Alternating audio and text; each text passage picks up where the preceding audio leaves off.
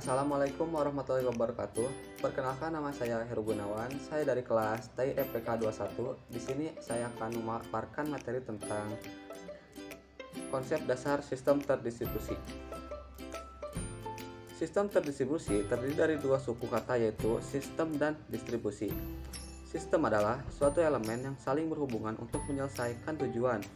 Terdistribusi berawal dari kata distribusi yang artinya penyebaran, sirkulasi ke tujuan atau bagian tertentu. Jadi, sistem terdistribusi adalah suatu elemen-elemen yang berinteraksi secara sistematis.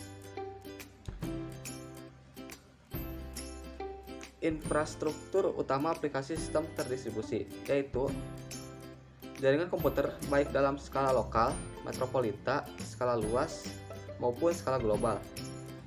Beragam perangkat keras dan lunak serta penggunaannya yang dapat berada dan saling terkait dalam sistem jaringan yang membentuknya.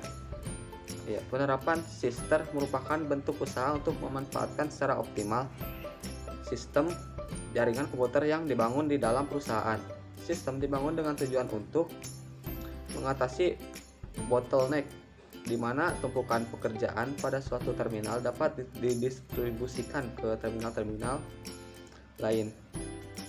Yang kedua, mendukung layanan, misalnya layanan penjualan dengan menggunakan terminal-terminal yang tersebar di berbagai tempat.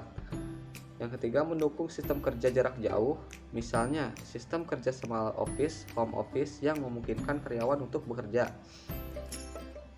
dari rumah sehingga tidak harus datang ke kantor. Yang terakhir, memudahkan kerja kelompok dengan memudahkan data sharing dan tetap memungkinkan kerjasama walaupun letak anggota kelompok berjauhan. Sekian dari saya, terima kasih. Yang selanjutnya adalah keamanan. Sister harus dapat menyediakan keamanan yang memadai bagi sumber daya yang digunakan bersama pesan yang dihantarkan dalam sistem. Yang selanjutnya adalah kebersamaan.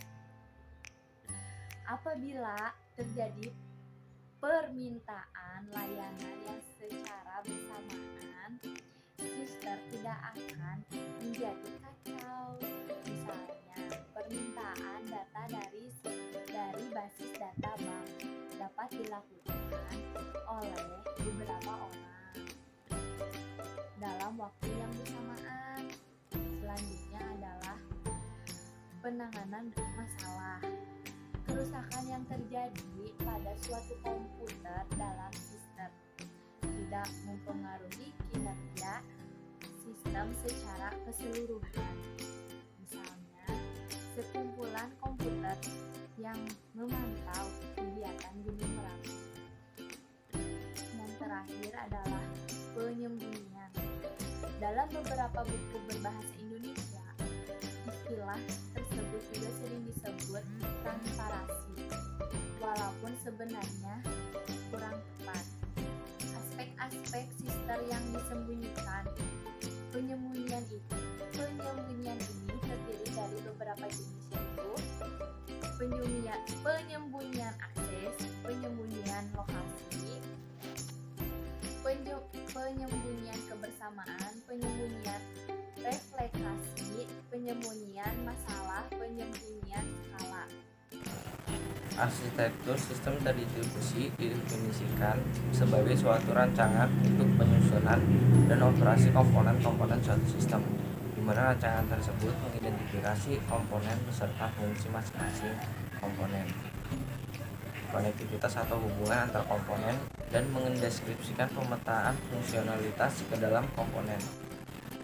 Dengan demikian, arsitektur sistem terdistribusi diharapkan mampu menyediakan gambaran fisik dan logikal dari sistem, serta mampu menyediakan spesifikasi dari komponen-komponen sistem beserta hubungan antar komponen dalam sistem. Arsitektur sistem terdistribusi terdapat 3 jenis, yaitu yang pertama, client server. Klien yang menghubungi server untuk mendapatkan data yang kemudian memformat dan menampilkan pada pengguna. Yang kedua, title complete.